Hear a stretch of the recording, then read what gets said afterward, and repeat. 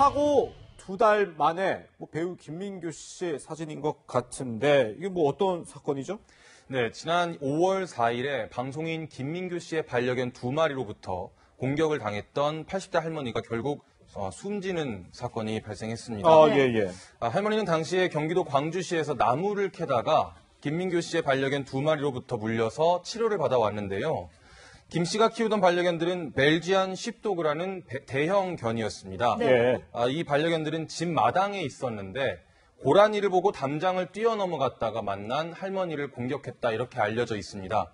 경찰은 유가족에 대한 조사를 마치고 국과수에 부검을 의뢰해서 정확한 사인을 파악하고 있습니다. 네, 김민규 씨 사실 방송을 통해서도 이 강아지들, 이 자신이 키우는 반려견들을 자주 소개하는 모습을 보이기도 했는데 본인의 반려견에 물린 노인이 사망했다. 그렇다면 바로 어떤 처벌을 받게 될 수 있는 건가요? 이 부분은 우선 부검 결과를 기다려봐야 정확히 알 수 있습니다. 네. 예. 경찰에 따르면 부검 결과는 20일에서 한 달 정도 걸릴 것으로 보이는데요. 네. 만약 사인이 정말로 김 씨 반려견에서 물린 것 때문이라는 결론이 나게 되면 네.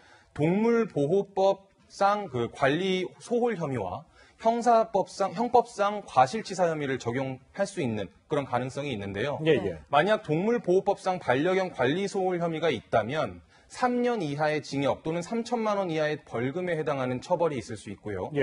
형법상 과실치사 혐의가 있다면 2년 이하의 금고형 또는 700만 원 이하의 벌금에 처해질 수 있습니다. 네. 경찰은 먼저 부검 결과를 기다린 다음에 그 다음 조사에 착수하겠다는 입장입니다. 네. 근데 이 김민규 씨 상황이 이 동물보호법 위반 혐의를 적용할 수 있는지 좀 법조계 쪽에 한번 물어봤을 것 같은데요. 예, 법조계에 따르면 동물보호법 위반 혐의는 적용하기가 어렵다는 입장입니다. 왜 그렇죠? 왜냐하면 동물보호법상의 반려견이라 함은 맹견을 뜻하는데요. 네. 김민규 씨의 반려견인 벨지안 쉽도그라는 대형견이요. 네. 대형견이긴 하지만 농림축산식품부가 지정한 맹견이 아니라는 점이기 때문입니다. 네. 그리고 사고가 외출했을 때 발생한 것이 아니라 집 마당에 있었던 강아지가 탈출해서 일어난 일이기 때문에 더더욱 동물보호법상 위반 혐의는 적용하기가 좀 어렵다 이런 해석이 나오고 있습니다. 네, 법 적용을 두고도 앞으로 많은 얘기가 오갈 것으로 보이는데 사실 개물림 사고, 우리가 그동안 많은 사건 사고를 전해드리면서 얘기가 많이 나왔었어요. 맞습니다.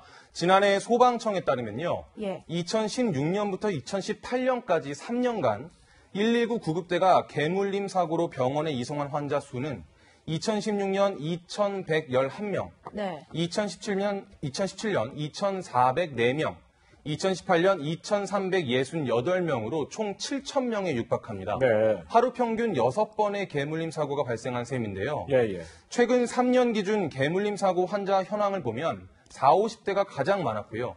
70대 이상도 1,000명이 넘어가는 것을 볼 수 있습니다. 네. 네. 이렇게 좀 개를 키우는 가정들이 참 많아지고 있어서 사실 무서워하는 사람들도 있고 이런 사고도 나기 때문에 좀 대책도 있어야 될 것 같은데요. 네, 전문가들은 견종의 특성을 정확히 알고 돌발 상황에 대비해서 생활 환경을 잘 조성하는 것이 중요하다고 말해줍니다. 김 씨가 키우는 벨지안 쉽도그라는 대형견은요, 체중이 30kg에 달하는데요. 네. 그래요? 양치기 개라고도 불리면서 활동량이 굉장히 왕성해서 경찰견이나 군견으로도 활약하는 그런 견종입니다. 예. 그래서 이 견종이 울타리를 쳤다고 해도 점프력이 굉장히 뛰어나기 때문에 네. 어떤 틈을 밟고 넘어갈 수 있다는 겁니다. 예. 그래서 강형욱 동물훈련사 같은 경우에는 네. 견사의 지붕을 만들었더라면 더 안전했을 것이다 이런 안타까움을 나타내기도 했습니다. 네.